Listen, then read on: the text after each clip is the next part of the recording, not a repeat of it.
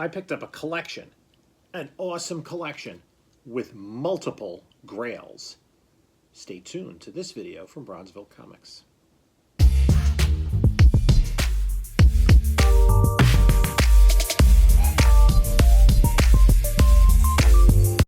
So I'm headed off to pick up a collection. I looked at the collection the other day. It's got some enormous books in it. It's not that large a collection in volume, but it's got some bangers.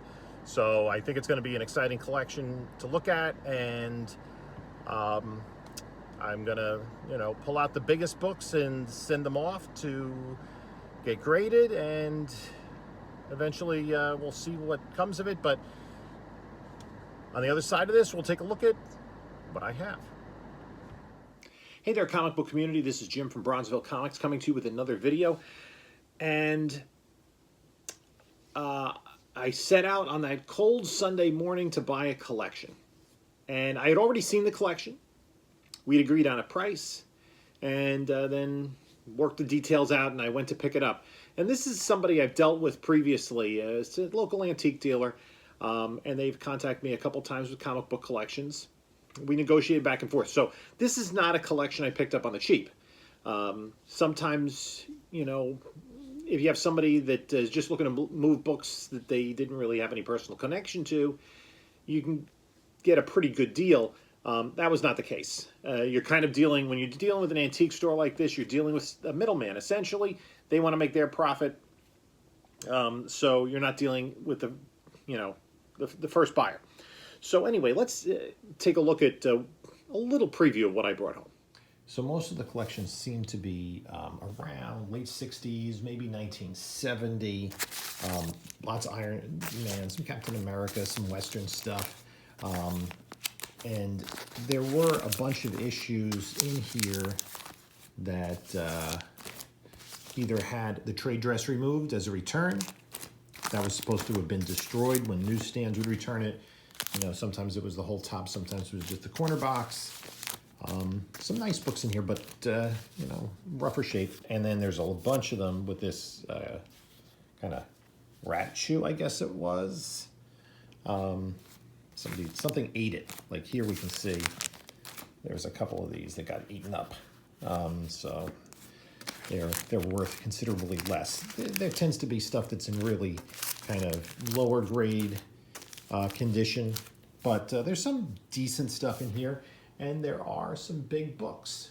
Okay, you saw some of the books there. There were approximately 200 books in the collection, and a lot of late Silver Age books, some bronze, a little bit of early silver stuff.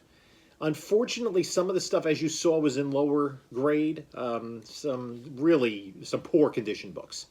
Reader copies, and we'll see how those move.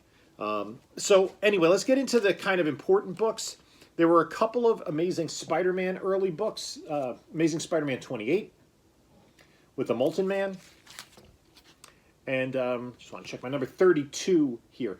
Both of these books are in lower grade. There weren't many Spider-Man books. Now this book is interesting. It's Thor 225. It is the first appearance of Firelord, and you can see it has this spine roll, which when you turn it around, makes it pretty obvious that there's something going on inside. So this is a Mark Jewelers insert. This book, other than the spine roll, is in pretty decent shape. I'm going to try to press that out and see what happens there. Also, some Avengers. Avengers 43, the first appearance of Red Guardian. And, of course, we saw David Harbour play him in the Black Widow film. Again, not the highest grade book. Could benefit from a press, but it's still going to be a little bit lower grade. Another key book of a character we saw on the big screen last year, Avengers 47, the first appearance of Dane Whitman. In 48, he becomes a Black Knight. Now, this collection did have a nice batch of Avengers books, didn't have 48. So, didn't have the first Vision. The Red Guardian and this were probably the two biggest Avengers books in the collection. It did have this book, which I believe is the 78 is the second Man-Ape, and I pulled this out as kind of a key book only because I'm interested to see what's going to happen with M'Baku, the character that I don't think they refer to as Manape anymore, but the character that Winston Duke has been playing in the MCU. He was in the Black Panther film. He was in Infinity War and Endgame, and he's going to be in the new Black Panther 2 film, and we don't know if he's going to have more continued importance going on. I did pick up his first appearance recently. There's also this early Hulk 105. Again, like some rust at the staples, not the highest grade. This was kind of typical of the grade of the books that were in there. This early Journey into Mystery, which is The Glob, issue number 72. This is a pre-hero Marvel book. I don't even think it doesn't say Marvel. It's got chewed up on the top there. Again, lower grade, but this is kind of a cool early Silver Age book. Now, I knew what this was as soon as I saw it. Don't get too excited. It is Journey into Mystery 83, the first appearance of Thor, but notice there's no price sticker. It is the Golden Record reprint. And you know this, on the back, there's this advertisement for other sets that they have. There was Batman and Superman, Fantastic Four, Amazing Spider-Man, Avengers, and Captain America, the Mighty Thor. Special Christmas release, Santa Claus Conquers the Martians. MST3K fans will get a big kick out of that. And then there's a whole bunch of other ones, golden book and record sets. But this advertisement in the back. What's interesting is I opened this up. No ads in the book. It's a reprint. Then a record that no longer exists went with this. The value of the book is not dependent on having the record with it, especially if it's graded. I opened it up and I look at the first inner page, and I'll show you, because this is also the way you can determine what this book is. And I was jarred. I'm like, oh my God, is it missing a page? Because I turned and I opened the first page and like it's in mid-story, right? Here on the right.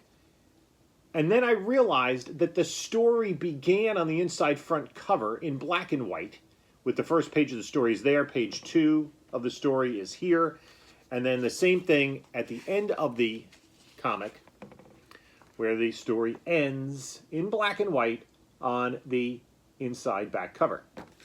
Now I have to imagine, I'm going to have to look it up to see if like the audio from this is on YouTube or something. This is not in terrible shape. It's got a little chunk missing, so it's mid-grade. But the book does have value. Not as much value as the original, but it does have value. Now we get into some of the bigger books, and especially as we move forward into March, Marvel Spotlight 28. This is the first solo Moon Knight story. So there's that. And this is a little bit in higher grade. This is as good as the books in that collection came. Then on the other end of the grading spectrum, but also in terms of the age of the books, this Golden Age Superman number 6. This is a 0.5 all day long. I opened it up to do the page count. All the pages are there, but they are brittle. When I was at the store opening, and I was really careful with it to count the pages, you could see, you can't, like where the number 6 would be is missing on this book. There were little flakes of paper all over the place. I think I'm just going to send this straight into CGC, get it slabbed up, and get it as well preserved as it can be at this point. And I said there were Grails. Oh, there are Grails. And that was really the meat of this collection. We saw the Marvel Spotlight 28 as Werewolf by Night 32, first appearance of Moon Knight. I believe I'm not going to get these two graded. I will be bringing, at least initially, I will be bringing these two books to King Con, March 19th. Right? I'll put the information right there. Okay? For King Con 2, I'll be setting up for the first time there, and I'm going to have those two books with me. And potentially, well, we'll see. What else? Then, there are more. Right? That's not the end of it. Daredevil number 1.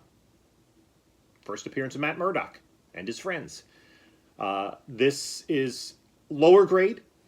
It's intact. It's complete. So this, I believe, I'm going to try to get it cleaned and pressed and graded. Maybe in the 253 range for this book. Okay. There's one more. Oh, yes, there's one more book in this collection. And where did we see Matt Murdock most recently? We saw him on the big screen with Spider-Man. Amazing Spider-Man #1. This is an even lower grade. There's tape all along the spine, but it is complete. There's no real big pieces missing. Centerfold's intact. I believe it's still attached at the staple of the spine, but you know, there's tape all over there. But this is, this is obviously the biggest book in the collection. Amazing Spider-Man #1. This is the first time I've ever held either of these books. So that is a huge grail. This is definitely going to CGC. I don't think it benefits from a clean and a press because I may just cold press it a little bit. Yeah, that might be worth it a little bit. But, this is in, I don't think it's in a 0.5 condition. But we'll see what it comes back from CGC. It is expensive enough, even at a 1.0, to go through the walkthrough tier. So with that being said, I recorded this way ahead of time. I should have it back by King Khan in a slab. Fingers crossed. But we'll see with that. So that was my collection.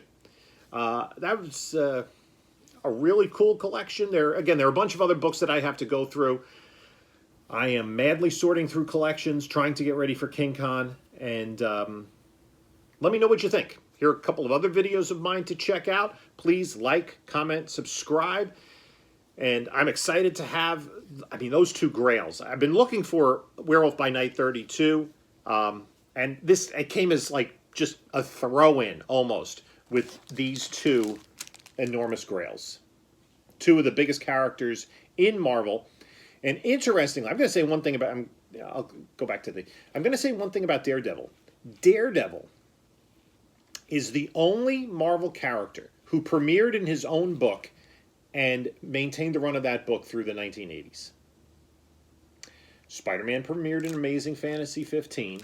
Hulk premiered in his own book, but it initially only lasted 6 issues. Daredevil, the others, Fantastic Four was a team book. X-Men was a team book. Iron Man premiered in Tales of Suspense. Doctor Strange in Strange Tales. So many of the characters premiered elsewhere. Daredevil's the only one who premiered in #1 of his own book and stayed the course all the way through. So I'm real happy to get those. Let me know what you think. Again, check out a couple of other videos. Like, comment, subscribe. And this is Jim. Until next time, saying enjoy your comics.